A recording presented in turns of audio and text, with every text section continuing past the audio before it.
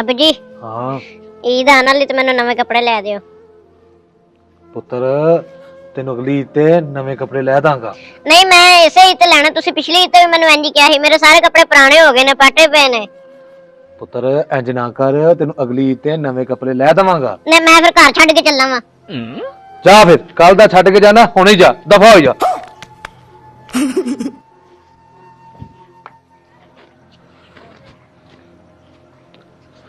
ਪੁੱਤਰ ਪੁੱਤਰ ਇੰਜ ਨਾ ਮੈਨੂੰ ਛੱਡ ਕੇ ਜਾਏਗਾ, ਤੈਨੂੰ ਮੈਂ ਈਦ ਤੇ ਨਵੇਂ ਸੂਟ ਲੈ ਦਾਂਗਾ ਹੈਗਾ। ਇੱਧਰ ਫੜਾ ਬਸਤਾ ਮੈਨੂੰ। ਐਵੇਂ ਨਿੱਕੀਆਂ ਨਿੱਕੀਆਂ ਗੱਲਾਂ ਤੋਂ ਨਹੀਂ ਰੋਸ ਕੇ ਜਾਈਦਾ ਹੁੰਦਾ।你别笑。